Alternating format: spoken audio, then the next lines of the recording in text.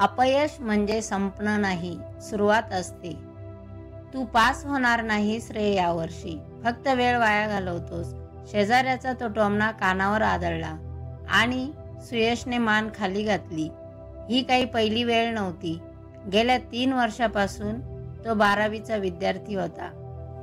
पण दरवेळी अपयश. एकदा कमी मार्क, दुसऱ्या वेळी पेपर सुटला आणि तिसऱ्यांदा मनच हरवलं होतं. आई बाबा आधी साथ द्यायचे, मग त्यांनी सोडून दे, काम कर असं सुचवायला सुरुवात केली.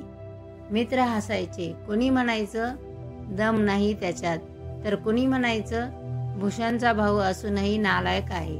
भूषण त्याचा मोठा भाऊ इंजिनियर झाला होता. आई बाबांचं स्वप्न आणि सुयश फक्त अपयश. पण एका रात्री सगळं काही संपल्यासारखं वाटत असताना सुयशने एक वही उघडली. ती वही त्याने 1 वर्षापूर्वी सुरू केली होती. माझी स्वप्न असं तिचं नाव.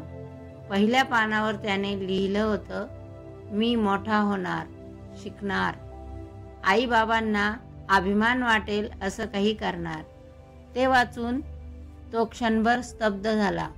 इतक्या अपयशानंतरही त्या वाक्यांनी त्याच्या मनात काहीतरी हलवलं. तो स्वतःशीच पुटपुटला, मी हार मानली म्हणजे स्वप्न संपली का? दुसऱ्या दिवशी त्याने एक नवीन पेन घेतलं आणि एका नव्या वहीत लिहिलं, ही सुरुवात आहे.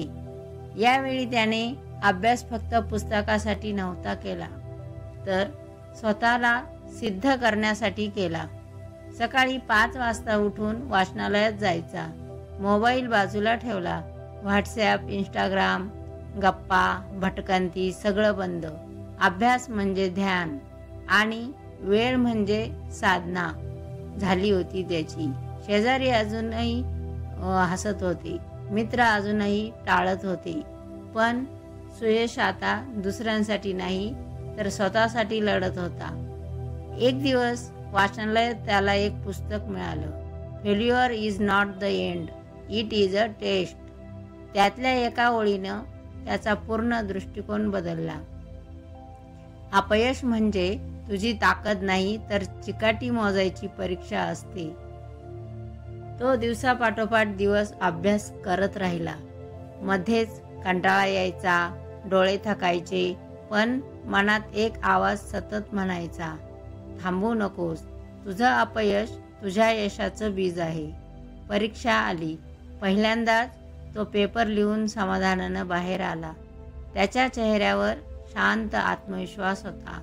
लोक म्हणत होते पुन्हा नापास झाला तर, पण आता तो घाबरत नव्हता. त्याने स्वतःवर विश्वास ठेवायला शिकलेलं होतं.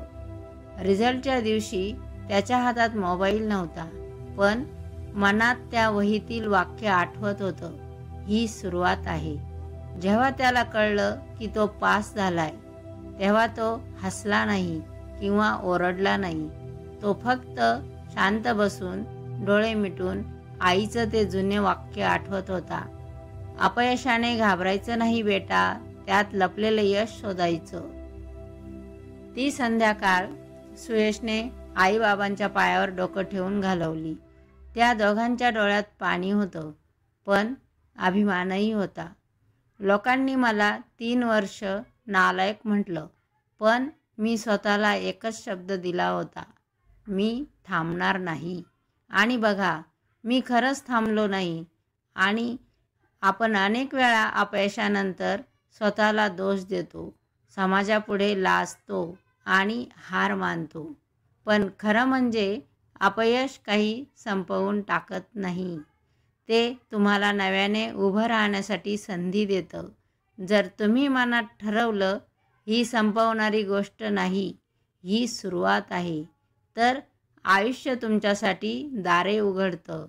आता प्रश्न तुमचा आहे, तुम्ही अपयशावर थांबणार की त्यातून सुरुवात करणार?